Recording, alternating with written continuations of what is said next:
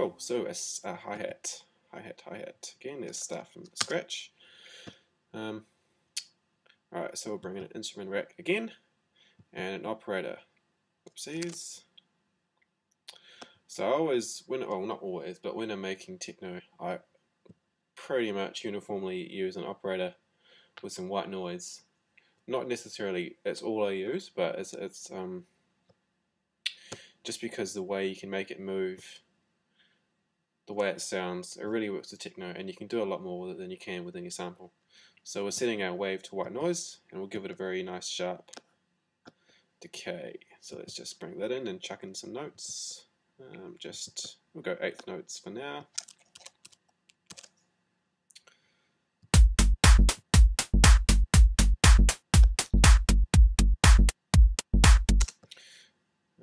Actually, let's play a bit more with the swing.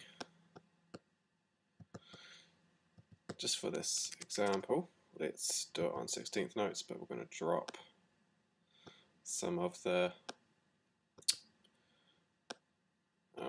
velocities. So that's the pattern I want, with offbeat having the highest velocity, the ones in between the beat and the offbeat the lowest, and then on the beat just a little bit down.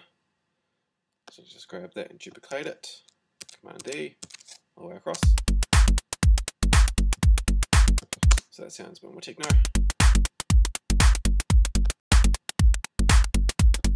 So there's two things we want to do with this straight away, just to make the velocity we set act correctly on the synth. So first of all, it's a bit of velocity on the amplitude, a bit, and also I want some velocity on the time. So I want the higher velocity hits to be longer notes, and the shorter ones, sorry, the lower velocity notes to be shorter.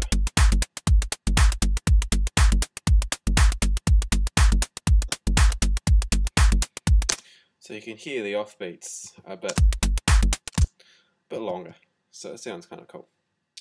And now we're going to bring in an EQ.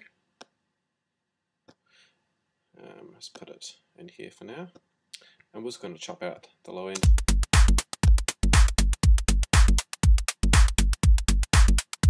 Because we don't want it there, it's just muddying things up.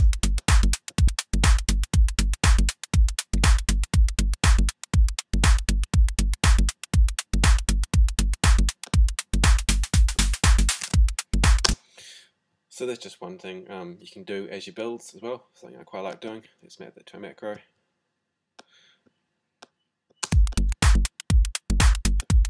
As you're coming up to a build or a drop or whatever, you just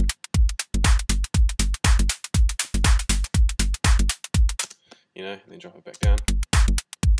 It's quite cool.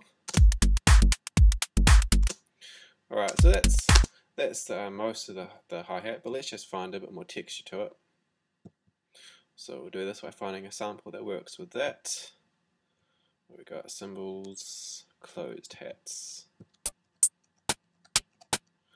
That's nice and simple. Let's bring that in. Right.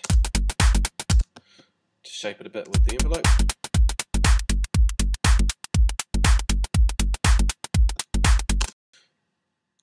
Give it a high pass filter as well.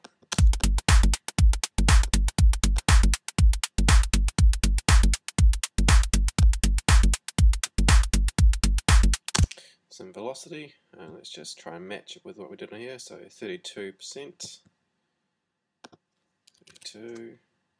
Sorry, that's the wrong place for it. We want it. Where is it? Here we go. 32.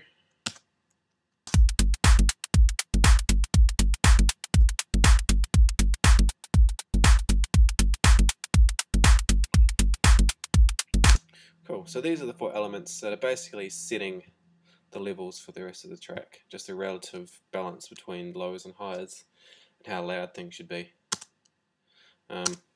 Yeah, traditionally I find the snare is often one of the loudest things in the track, so yeah, you don't want to go much above the snare.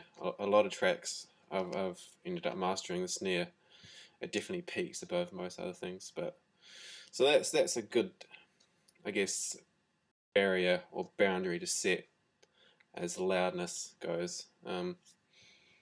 And with the snare and the hi-hat together, that's where you want your high end sitting, and the bass and the kick is where you want your low end sitting, and everything else is just sort of in relative to that. But let's just give this a quick more once over,